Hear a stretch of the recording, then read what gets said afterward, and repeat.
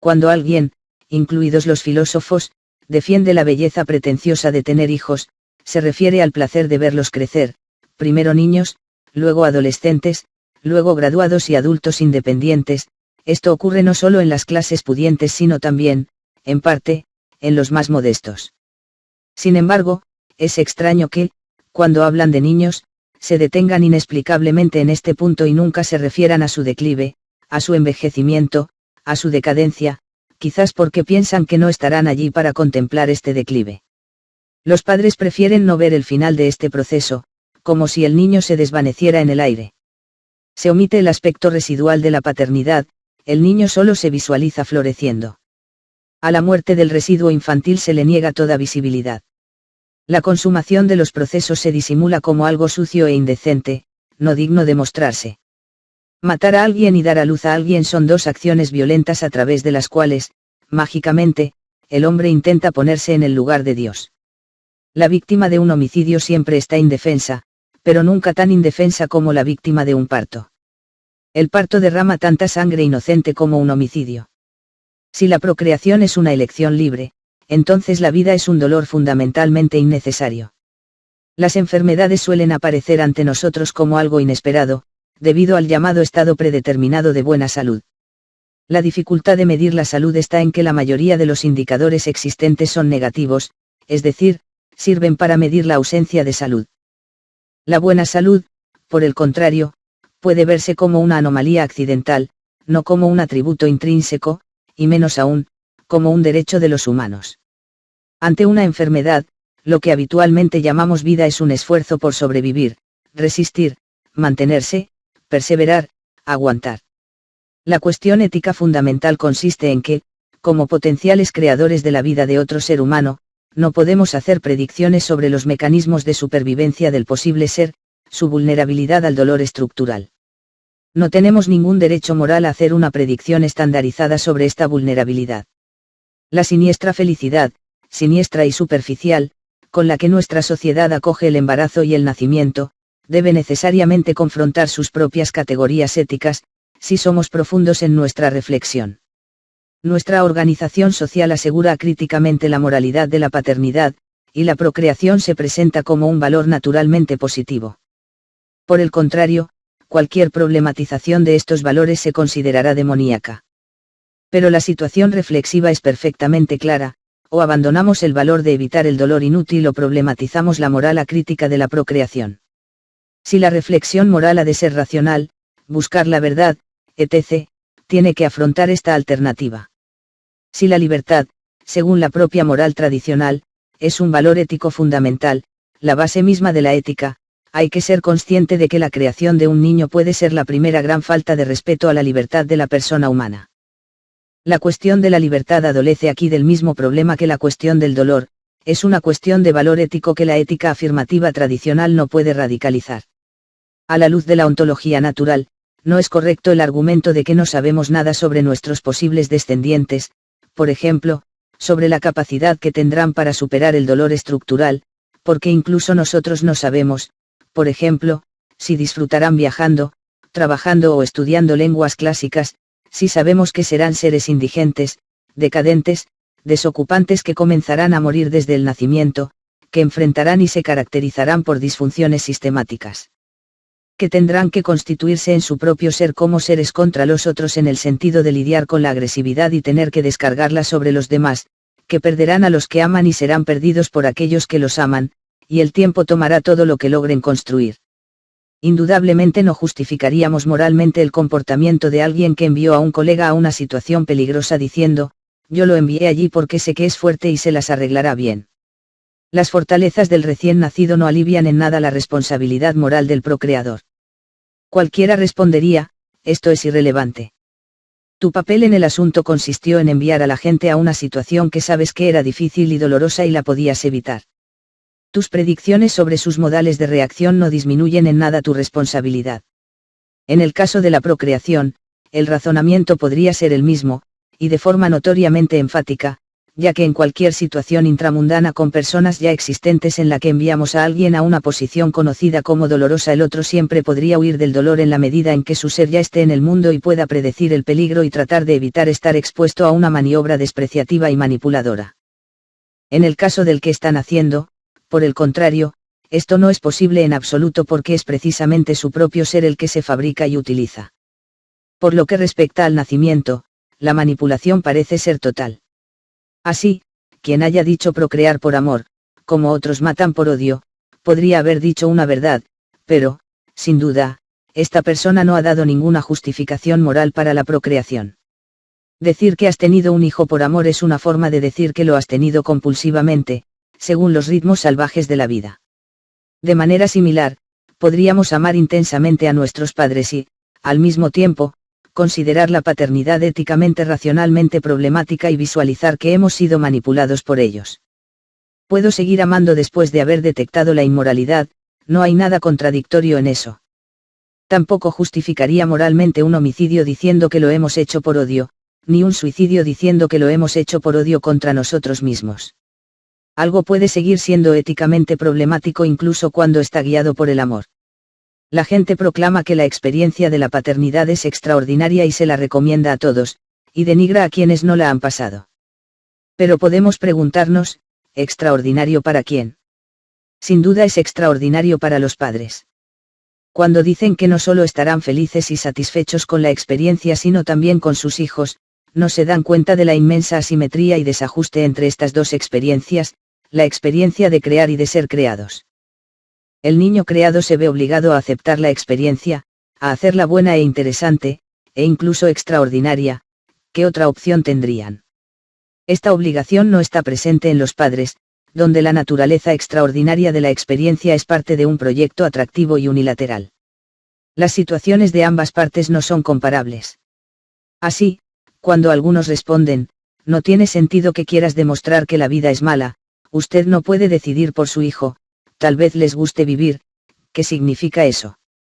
Por supuesto, en cierto sentido, están obligados a gustar la vida. Pero este gusto siempre será una aceptación desesperada. El niño creado no está en una posición de realmente gustar de la vida. Les podría gustar si realmente hubieran elegido nacer. Ante los hechos consumados, se ven obligados a aferrarse desesperadamente a la vida. O les gusta o serán destruidos, por una enfermedad mental, o por la hostilidad de los demás. Los filósofos siempre han hablado de la vida como una preparación para la muerte y de la filosofía como un aprender a morir. Pero hay una sabiduría anterior a eso, aprender a abstenerse, no poner a nadie en la situación de tener que aprender a morir. M.V. dice que el rechazo a la vida aparece en estados posteriores, pero que en el momento del nacimiento, y ya antes, todo es aceptación de la vida. Pero, esto es así. ¿Qué se puede decir del clamor con el que nacen los niños, del llanto primordial, del primer contacto traumático, estudiado por Freud, con el mundo? ¿No es ya el clamor del niño su primera opinión filosófica sobre el mundo? ¿Por qué no nace riendo, o al menos tranquilo? Cuando el bebé es arrojado al mundo en el momento del parto, su primera reacción es pesimista, una protesta contra el desprecio y la perturbación, un grito inicial que no tuvo que aprender, ya que tendrá que aprender a reír en las primeras semanas o incluso meses de vida, que ya marca, en el acto mismo inaugural del ser, la asimetría pesimista.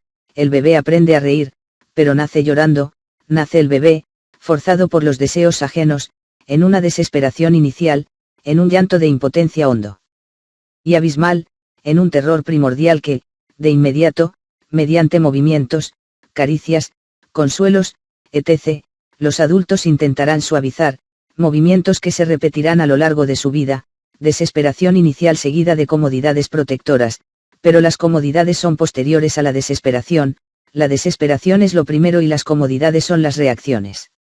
No están al mismo nivel. Asimetría. Los niños pequeños continúan llorando mucho durante varios años, lloran y lloran sin cesar, pueden molestarnos a menudo, pero tienen razón y tenemos que conmovernos por sus gritos y aceptar que son una reacción perfectamente justa a lo que se les ha hecho. Algunos lloran hasta edades muy avanzadas, hasta encontrar otras formas de protesta y manifestación del sufrimiento, incluso de adultos, seguimos llorando de diversas formas. El padre sabe perfectamente bien que está dando un producto de dudosa calidad solo para su propio logro y felicidad. Al admitir que la persona puede querer devolverlo, ellos mismos comprenden completamente la naturaleza dudosa del obsequio. Lamentar tener que morir debería ser estructuralmente idéntico a lamentar haber nacido, porque no está en nuestro poder nacer de una manera no mortal. Lo mejor hubiera sido no nacer. No nacer es, en una ética negativa, el bien absoluto, pero es, precisamente, el bien lo que no se puede buscar. Atención, la situación es más radical que en el caso de bienes que se pueden buscar pero nunca se consiguen. No nacer ni siquiera se puede buscar. La gente habla de la maravillosa experiencia de la paternidad. ¿Alguna vez te has preguntado por qué es tan maravilloso? Puede ser maravilloso porque es muy manipulador, manipular da mucho placer, porque tienes una persona en tus manos. Cuando el niño es pequeño lo llevas como quieras, peina como quieras, corta el pelo, ponlo sobre la mesa, como lo he visto con frecuencia. Los adultos juegan con el niño, personas que no tendrían tema de conversación o interacción, cuando sus vidas grises, vacías e insignificantes saldrían a la luz, el niño los salva. La tradición moral dice, tenemos muchas tendencias naturales, pero como seres humanos éticos tenemos que tratar de superar los impulsos naturales. Por ejemplo, somos violentos por naturaleza, los seres humanos son por naturaleza muy egoístas, tratan de enfocar sus decisiones en sí mismos, pero la ética siempre dice, hay que luchar contra estas tendencias naturales. No puede ser todo lo violento que manda la naturaleza, no puede ser todo lo egoísta que la naturaleza pide. Entonces, si me dices que la procreación es natural, ser natural no demuestra que sea moral. Por el contrario, filósofos brasileños olvidados como Tavaías Barreto expresaron exactamente lo contrario. Tavaías Barreto pensó que cuando algo es natural está mal y hay que combatirlo. La esclavitud de un pueblo sobre otros es natural, pero es cultural que la esclavitud no debe existir. Entonces no me digas que la procreación es natural y por eso tenemos que hacerlo. Toda la moralidad humana es antinatural, toda la moralidad humana es artificial, así como nuestros sistemas de alimentación en nuestros sofisticados restaurantes también son artificiales y antinaturales. ¿Qué animal come como nosotros? Incluso nuestra sexualidad es artificial, no es puramente instintivo, sino en gran parte simbólico. Si tuvieras ese argumento en la manga, aún tendrías que demostrar que lo que proviene de la naturaleza es moral, porque hay muchos argumentos que muestran que lo que proviene de la naturaleza puede ser opuesto a la moralidad. Por supuesto, la posibilidad de que el recién nacido no tenga la fuerza para soportar la lucha de la vida es solo una posibilidad, no una necesidad. Sin embargo, la cuestión es que su mera posibilidad es suficiente para la imputación moral. No existen fuertes relaciones causales entre los métodos de educación y la crianza de los niños para dar forma a sus destinos en la vida. Como dicen, un niño es una lotería. Las precauciones que toman los progenitores para evitar ciertos riesgos para sus hijos podrían ser precisamente las que los expongan a un mayor peligro. Las muchas vidas humanas que terminan catastróficamente parecen ilustrar el altísimo precio que se debe pagar en un intento de justificar éticamente la apuesta de la procreación, incluso si la realiza de la manera más seria el procreador sensible. Sin embargo, es importante que incluso cuando no ocurra ninguna de estas catástrofes, el éxito del recién nacido en la vida no exime a los progenitores de la responsabilidad moral de haberlo puesto en riesgo de ser víctima de una de estas calamidades. Además, incluso para el niño que ha ganado la apuesta, su éxito permanecerá para siempre e indefinidamente conectado a la naturaleza unilateral del acto procreador. Se habrá ganado la apuesta, pero esta nunca será la propia apuesta del niño. El recién nacido puede tener suerte y ganar la apuesta, pero nunca estuvo en condiciones de negarse a participar en la competición. Es muy curioso que a veces se considere cruel o inhumano plantear el tema de la ética de la procreación, como si esto mostrara un rechazo a los niños por nacer, una especie de odio por sus vidas. Se trata de una deformación total de las intenciones de una reflexión ética sobre la procreación. Por el contrario, esta reflexión está motivada por una profunda preocupación por los posibles hijos, por el riesgo de que su emergencia sea consecuencia de un acto desconsiderado, coactivo y agresivo hacia pequeños seres indefensos, sobre los que se cree tener pleno derecho a planificar. Todo sobre sus vidas para nuestro pleno deseo y satisfacción. Gran parte de la revuelta que despierta en el mundo adulto por la simple mención de este tema indica que los padres obtienen un gran placer en el acto procreador, y reaccionar, a veces con enojo, contra quienes cuestionan esta poderosa fuente de placer y, en consecuencia, el inmenso poder sobre el que va a nacer. Este poder total sobre otra vida es intensamente seductor y nadie quiere renunciar a él. Pero en la reflexión ética, sea cual sea el tema, nunca se trata de evaluar solo la satisfacción que obtenemos de nuestras acciones, sino de ponderar si lo que hacemos está bien o no, si el poder que podemos acumular sobre seres más indefensos está o no éticamente justificado. Lo más curioso es que los humanos de clases más pobres suelen ser los que cultivan una adoración ilimitada por su madre por haberlos criado con tantos sacrificios. Sufren todo tipo de miseria, pobreza extrema, enfermedad, delincuencia, discriminación, exclusión y tortura, sin darse cuenta nunca de que fueron sus padres quienes los pusieron en esa situación por su propio placer o por un descuido irresponsable. Y cuando el niño comete algún acto dañino impulsado por la desesperación en la que fue puesto, la gente aún simpatiza con la pobre madre por tener un hijo que es tan ingrato. Toda la miseria heredada se convierte mágicamente en responsabilidad del niño. El mismo esquema argumentativo que aquí se aplica, también se aplica en las teodias. El padre impecable creó a su hijo por amor, les dio algo muy valioso, y también los hizo libres, mientras que el niño, siendo libre, pecó, se portó mal y profanó esta cosa tan valiosa que se les dio, causando insatisfacción a su desafortunado padre. Es un esquema casi tragicómico, porque es exactamente lo contrario que parece ser cierto. Nuestros padres nos dieron, para su propio placer y beneficio, algo de valor muy dudoso que nosotros, como resultado de la sujeción y la necesidad, es decir, muy lejos de cualquier libertad real, tenemos que intentar mejorar con mucho esfuerzo. Mientras no revertimos esta valoración imperante en nuestras sociedades, las cuestiones éticas no pueden ni siquiera empezar a ser consideradas seriamente, porque la relación visceralmente egocéntrica y manipuladora con sus hijos seguirá siendo considerada como un paradigma de moralidad ética, lo que parece, al menos, un error crucial de apreciación, una mitología gravísima, una mistificación colosal.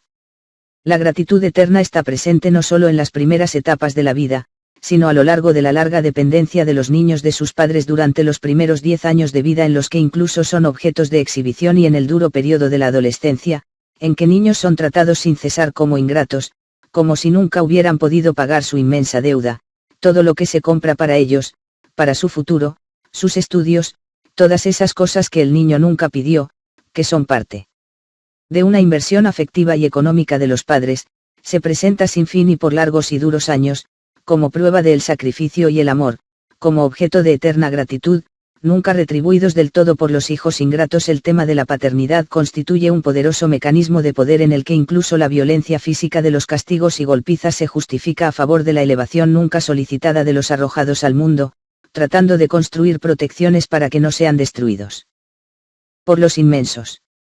Regalo recibido. El sufrimiento es algo que está, pura y simplemente, conectado con el ser. Algo no se puede poner en funcionamiento sin dolor. Así, el dolor no es una maldición, ni un castigo, ni una anomalía, ni un desajuste, ni una desviación, sino la conditio sine qua non del ser. Ser es una condición necesaria del sufrimiento. La ética afirmativa, en la medida en que respete el valor de la coherencia, no debe proclamar la eliminación del dolor como su preocupación. Una gente genuinamente racional elegiría nacer. Mi argumento contra R.M. se puede releer en la crítica de la moral afirmativa. Allí sugiero que en el experimento donde se consulta mágicamente al no ser sobre su posible nacimiento, Herr se equivoca al asumir acríticamente que ellos sin duda elegirían nacer. Esta es la tendencia afirmativa habitual. Supongamos que estamos hablando de un ser humano, es decir, una criatura racional capaz de ponderar las razones. La información que se le da a este posible ser en el experimento de Herr es incompleta y sesgada. También debemos decirles que si nacen, no tendrán garantía de nacer sin problemas, que si logran nacer sin problemas, seguramente sufrirán muchos males intramundanos, que si logran evitarlos, y esto es posible en el intramundo, aunque sea difícil, no podemos darles ninguna garantía sobre la duración de su vida ni sobre el tipo de muerte que tendrán, y también tendrán sufrir la muerte de quienes llegan a amar y su muerte la sufrirán quienes los amen, si tienen la suerte de amar a alguien y ser amados por alguien, lo cual tampoco está garantizado. Hay que decirles que si logran evitar una muerte accidental violenta, en unos años se deteriorarán, al igual que las personas que aman y quieren, y que tienen una alta probabilidad de convertirse en un paciente terminal que podría sufrir terriblemente hasta el momento de su desaparición. Si aún es posible que el no ser, después de haber asimilado toda esta información, elija nacer, no podríamos albergar dudas fundadas sobre su calidad como agente racional. Dada la contingencia de nuestro nacimiento, todo dolor es inútil. El dolor inútil es insoportable. Ergo, el nacimiento en sí es insoportable. En este sentido, tener hijos es inmoral. Tener hijos tiene un peso moral, una problematización, no es, como suele pensar la ética afirmativa, un hecho puro, inocente y que no requiere una opinión crítica. La ética afirmativa está dispuesta a sostener la inmoralidad de la totalidad del mundo única y exclusivamente para salvar la moral de su origen. La ética negativa sugiere lo contrario, el rescate de la moralidad del mundo tras el descubrimiento de la inmoralidad de su origen, y el problema mismo de las teodias se invierte, cómo es compatible la inocencia del mundo con la maldad divina.